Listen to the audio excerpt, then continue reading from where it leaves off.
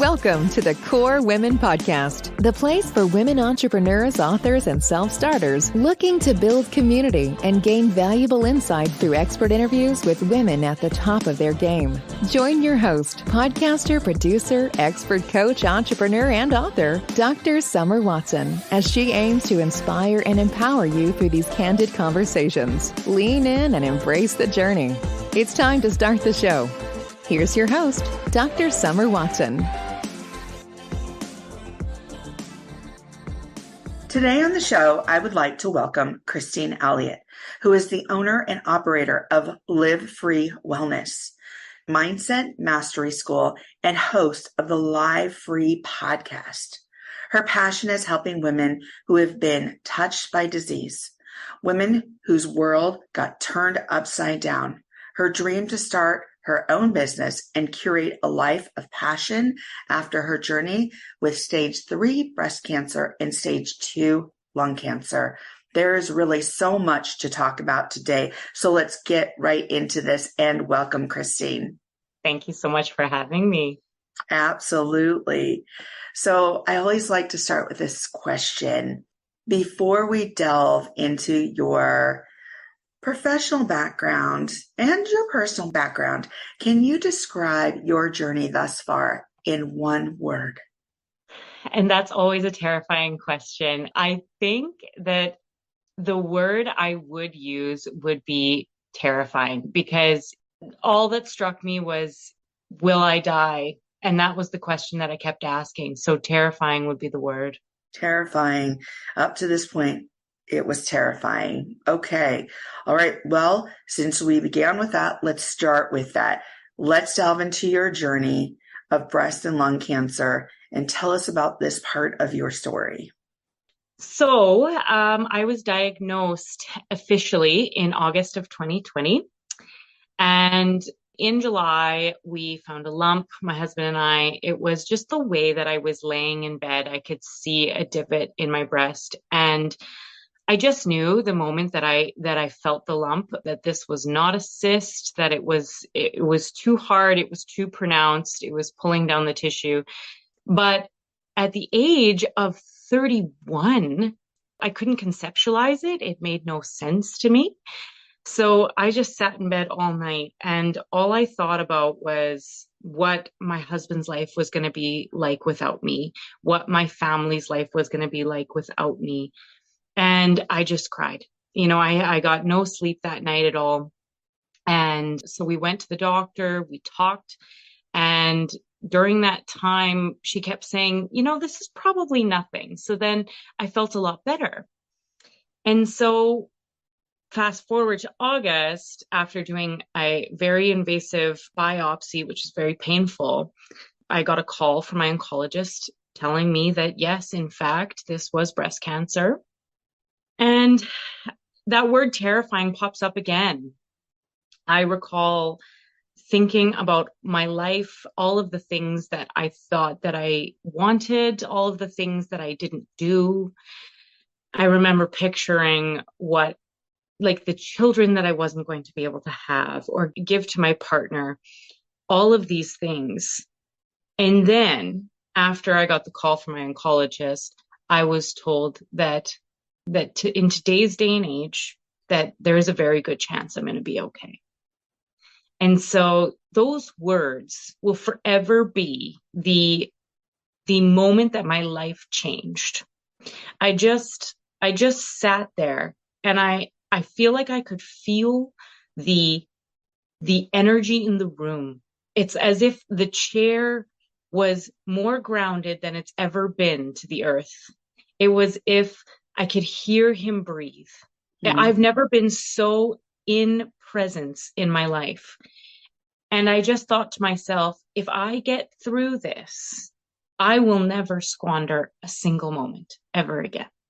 Yeah. And so, so the process began, and it was, of course, awful, like it is for every woman in my experience. We started off with the really rough chemo. They're kind of like the catch-all chemos. They kill everything. So we started off with 2 months of that. I was very sick the entire time.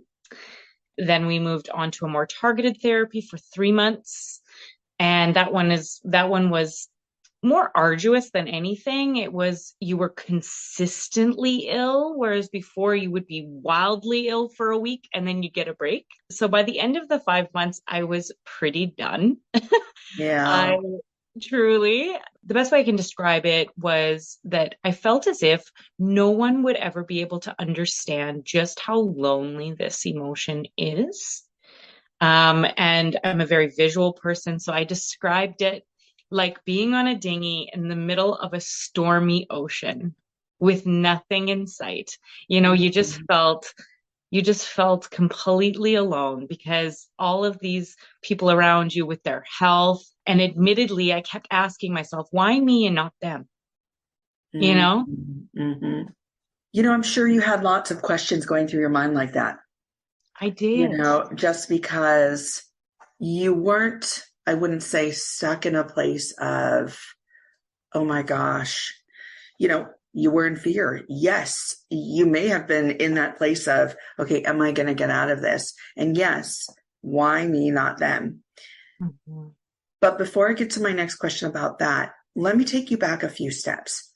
So you had breast cancer, were diagnosed with breast cancer, but you were also diagnosed with lung cancer. Mhm. So tell us about how that connected. Okay. So throughout the chemotherapy, we were doing multiple tests, of course. And during those tests, we kept seeing this little nodule on my lung, and it was directly behind the left breast, which is where I had my cancer. So the question that we kept asking ourselves is this stage 4? So going back to that dinghy analogy, it was telling me that there's a very good chance that my oncologist is incorrect and that I'm not going to be okay. So that was where that really fed into that loneliness emotion, Mm-hmm. was this potential of stage 4. Real quick, because I want you to tell the listeners the difference between going up from stage 3, which I think was the diagnosis, right? Up to That's stage right. 4. What makes that a stage 4? Okay, very good. Yes, so stage 4 is, it is not a death sentence, but it is absolutely a lesser chance of survival. And what it means is, it means that it has left the central area, it has left the breast, and it has gone to other parts of the body. And now common places that goes is lung, bones, liver, brain. The most common for it to spread to first is the lung. So there was a lot of reasons to believe that this was in fact stage 4. And that would move me from my initial diagnosis of a 55% chance of living to, I believe, 20.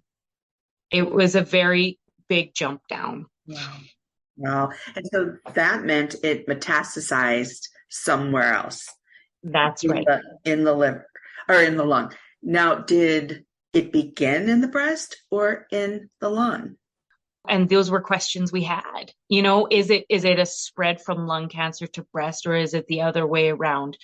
Historically, it's generally breast to lung. Lung Mhm. usually moves to brain or liver. Mm. But that being said, that was still a possibility as well.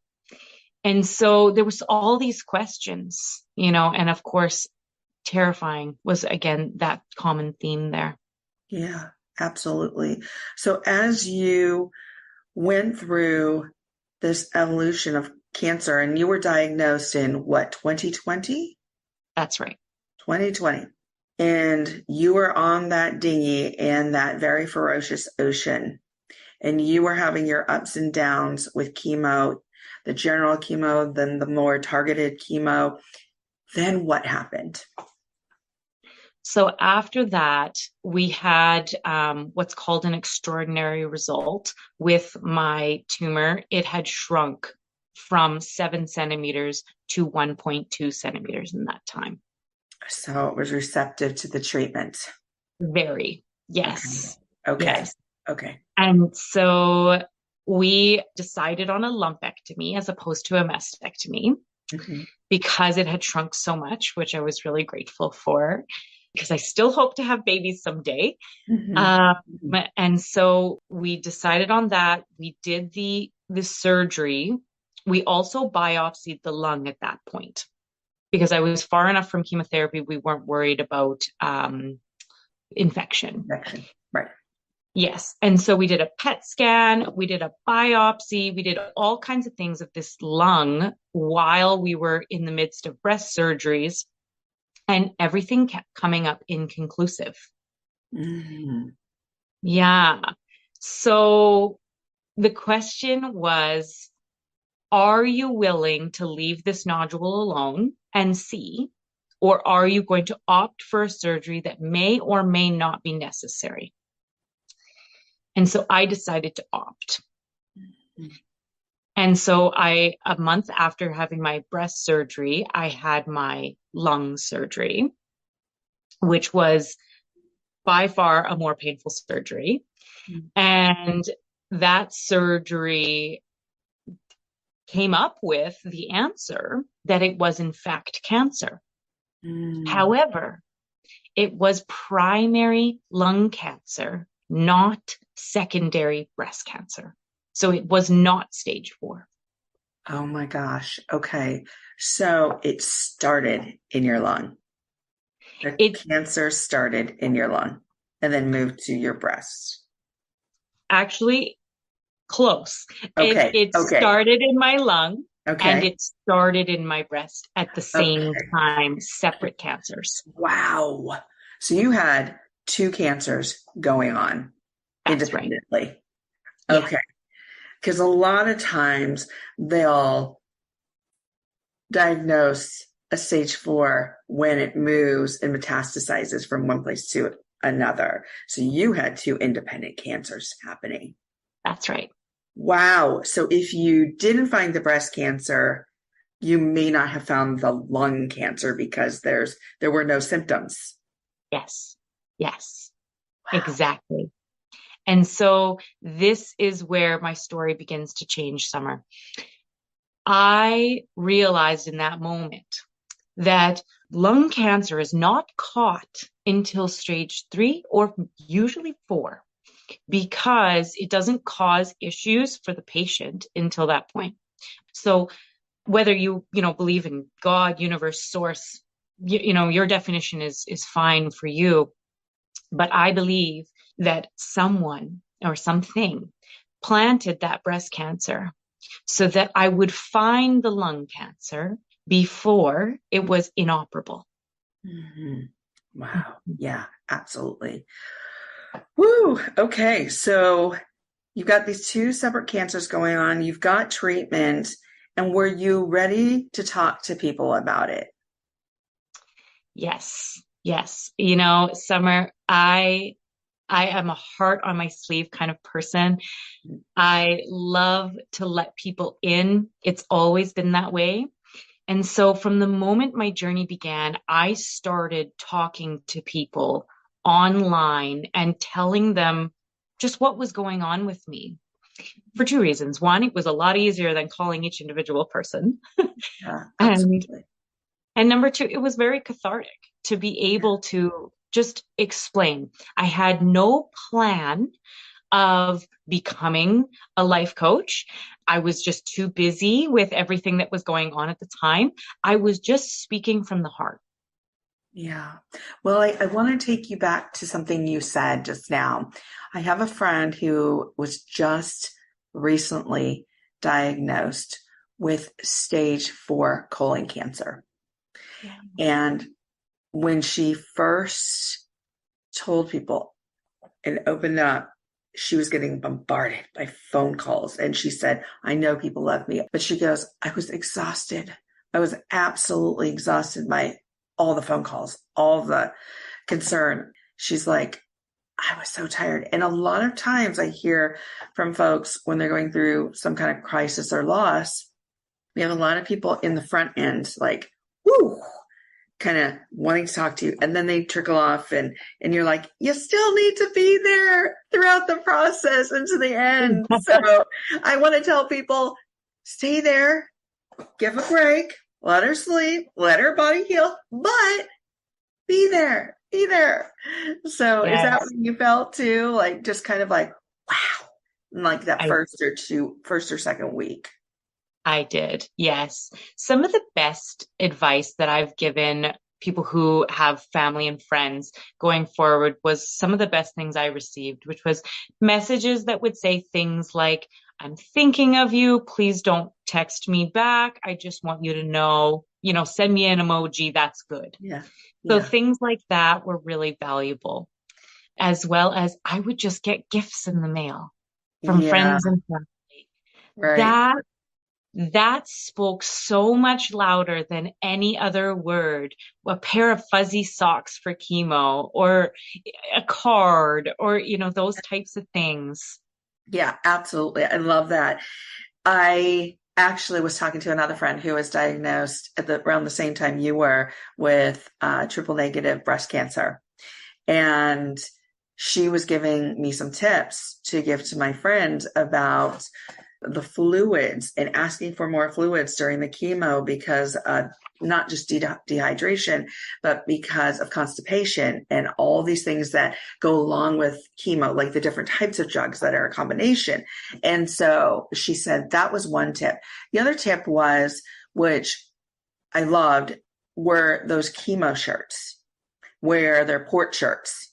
So yes. Did you ever have one? I did have a port. Yes. Yeah. Yes. And so they were port shirts. So they were shirts made with zippers specifically for where your port is.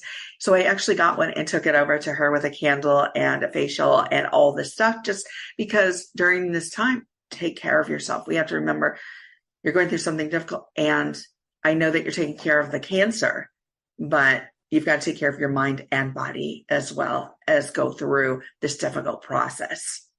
So I wanted to take her something where it would lift her spirits. And here's the other thing I was also checking out too, as I was reading the comments. Some of the comments, of course, people are going to say, I'm really sorry. I'm really sorry. But almost when you say I'm sorry like that, it almost feels like there's an end date. And to me, it's like, I'm thinking of you. I'm sending you healing vibes. I hope your healing is swift, right? Those kinds of things. It's like, okay, there's no end date. We are going on and we are going to nail this thing. So absolutely, Summer. And on that vein, and some of the best messages that I got were when people would say things like, if anyone can beat it, it's you. Yeah. That hope. Oh, yes. Yeah, that empowered me. Yeah, that's such a good tip. I love that. And I love that reframe because it is hopeful. It's supportive. It's like, you're going to do this and you've got it. Like, you've got it in your soul, because I think 3/4 of that battle is what's in your mind, what's in your heart, what's in your soul. 100%. Yeah. So as you went on with your journey and that progressed, and going through your healing, when was it that you knew you wanted to help others that probably were scared and taken off their feet, quite frankly, by such an impacting diagnosis? I would say it started to really shift for me after surgery. Once I realized that I was given this second lease on life, and it was not stage 4, and I was going to be okay. So it would have been somewhere in and around May, when I was told I was in remission, that I decided that it was time for me to fully embody the person that I've always been, which is that open book, that helper, that person who wants to give wholeheartedly. And so something that had been in the back of my mind for really a decade was life coaching. And so I decided that, shit, life's short. And I hope that's appropriate. I'm swearing. Of course. Yeah. I don't objectify language. So I actually wrote a book called If Yeah, Get Real with Strong Language. So Perfect. And it's about your values. Anyway, going on with your story. So you're right. Life is short and stuff happens, right? So because of that, you then have this thought about, okay, I'm going into coaching. I want to help others with their trials, their difficulties, their fear. So you did that and you started your coaching practice and your mind mastery school. Is that right? Mind mastery school. That's like a tongue twister. Yes.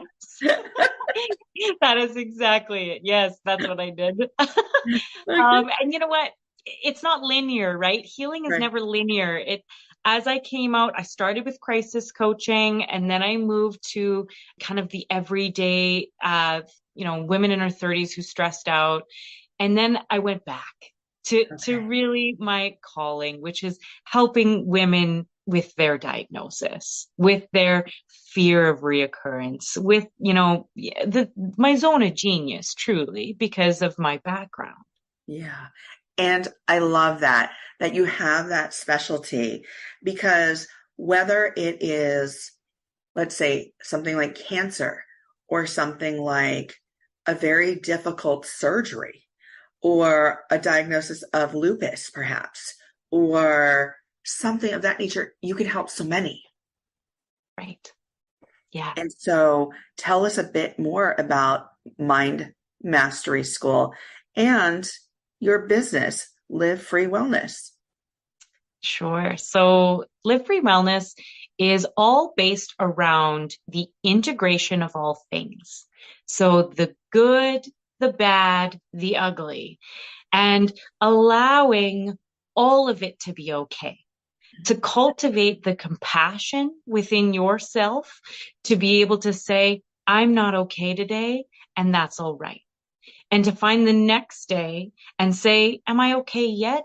Nope, still not. And then you move on to the next day. And so it's about creating a community of women who are allowing of what is, which is, that disease sucks. And that fear sucks. And all of these fear of reoccurrence, it also sucks, but it's all okay.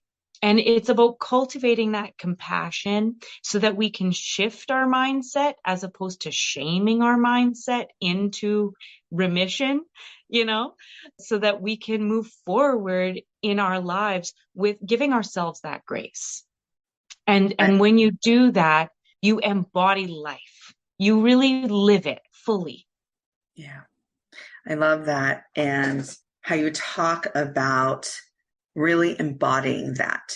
And I think that's the key word, embodying that. And that's something that I've really tried to live all my life. I was diagnosed with a hole in my small intestine at 6 months of age and went into a coma, almost died, was septic, all these things.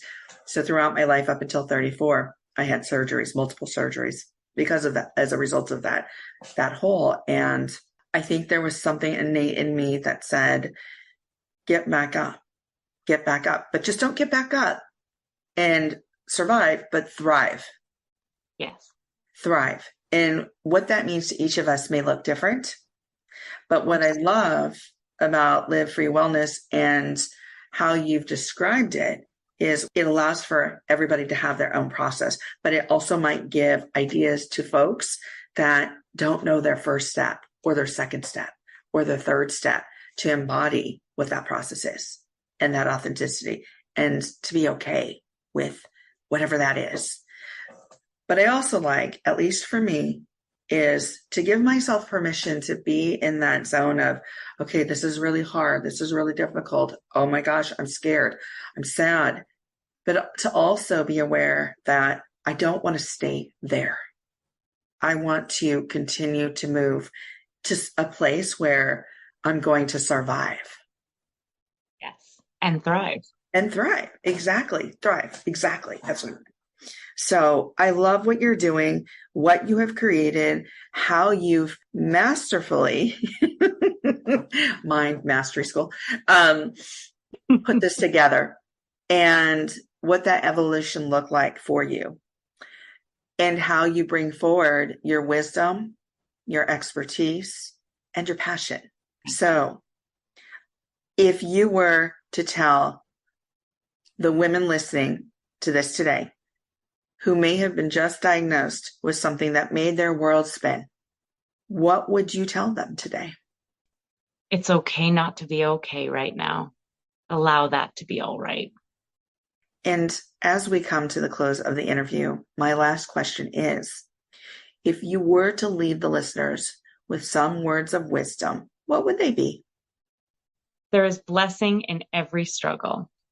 And life is for you, not to you, even though sometimes it feels that way. There is something on the other side of this pain. There is a gift. You just don't know what it is yet. Oh my gosh, that's so beautiful. That is definitely something for me to take away today. I love it. So thank you, Christine, for joining me on the Core Women podcast today. It is my pleasure, Summer. Thank you for having me. Absolutely. You can follow Christine Elliott on Instagram at Live Free Wellness, on Facebook at Live Free Wellness Coaching, at her website, www.livefreewellness.ca, and listen to her podcast, Live Free, on Spotify and Apple. Thank you for joining us on the Core Women podcast with Dr. Summer Watson. We're so glad you're here and would love to connect more with you. Find us on Instagram, Facebook, and YouTube at Core Women, and on Twitter at Core Women 1. For more about Core Women and Dr. Watson, visit corewomen.com. Want more support and resources for amazing women like you? Great! Join Dr. Watson and Jen Fontanilla at the Life, Love, and Money Collective, a Core Women production that aids in understanding the key traits that might be getting in the way of living a life that you are absolutely passionate about. Connect with Summer and Jen and find out more at thelifeloveandmoney.com.